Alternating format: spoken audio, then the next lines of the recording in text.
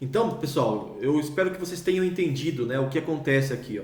Eu tenho duas partículas de massa M1 e M2 nas posições R1 e R2. Eu troco isso por um sistema equivalente fictício com uma partícula de massa M, que é uma partícula livre, potencial zero, né? E uma partícula μ, de massa μ, né? Que sente o potencial V de R, dado pelo problema original, né? O mesmo potencial do problema original. Então vejam, né, quando a gente lida com o problema do átomo de hidrogênio, por exemplo, né, onde eu tinha um próton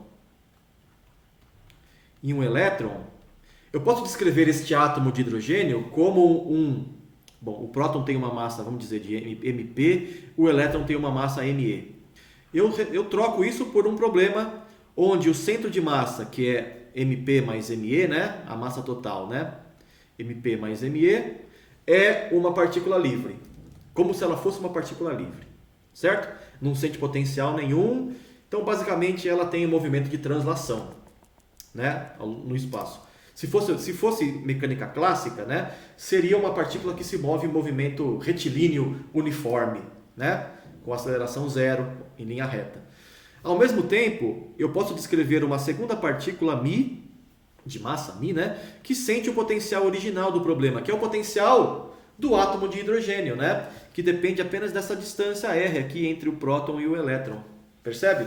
Então tudo que eu fiz antes na solução do átomo de hidrogênio vale, porque eu resolvi basicamente esta equação aqui. Só que na verdade ali eu não coloquei a massa μ, eu coloquei a massa do elétron mesmo, né? Então o erro está aí, o único erro na verdade é esse que eu tinha feito antes.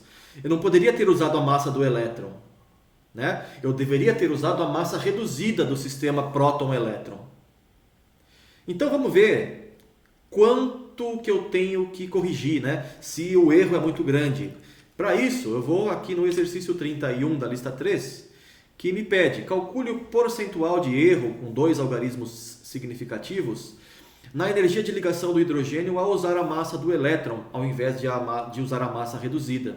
Né? Sabendo que a massa do próton é 1836,15 vezes maior que a massa do elétron. Então a conta está aqui. Ó. Anteriormente eu tinha feito a gente tinha obtido esta equação para as energias dos estados estacionários do átomo de hidrogênio. Certo? Dependia de um número quântico n ao quadrado, né? Dependia aqui da massa do elétron, era o que eu estava usando, e do raio de Bohr ao quadrado aqui. Então era esta a expressão. Na verdade, né, eu descobri que eu tenho que resolver esta equação aqui, onde aparece não a massa do elétron, mas a massa reduzida do sistema. Né?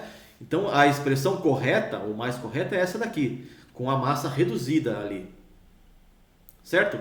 Então qual é o erro? Né? O erro é você fazer a diferença e dividir pelo valor correto, né? Para te dar a porcentagem de erro. Você faz o valor errado menos o valor correto e divide pelo correto. E você multiplica por 100 para ter em porcentagem, basicamente. Né? Fazendo essa conta, gente, você vai descobrir que o erro, né, é só dividir um pelo outro aqui, subtrair 1, né, n0 sobre n menos 1. Quando você divide um pelo outro, você vai obter μ sobre a massa do elétron. Menos 1 aqui, para dar o erro. Certo? Essa conta te dá o seguinte, ó, como o μ, né?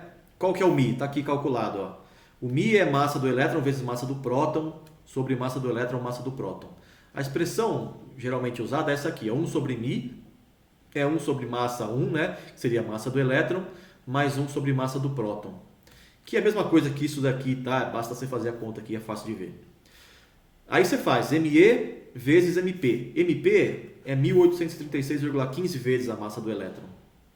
Fazendo a conta, você vai ver que a massa do elétron aqui, uma delas se cancela. A massa reduzida, ó, é só um pouquinho menor que a massa do elétron, né? É 0,99946 vezes a massa do elétron.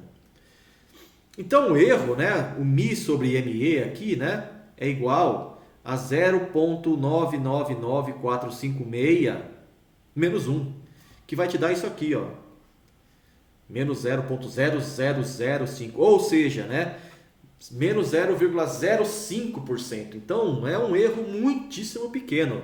Tudo bem? Por isso que, se você quiser usar a massa do elétron nas equações, né, do átomo de hidrogênio, você pode. O erro é muito pequeno. Né, a gente sabe que tem um erro ali, mas é um erro bem pequeno, né? Não faz muita diferença, né, em quase todas as aplicações. Não faz diferença. Tá bom, gente?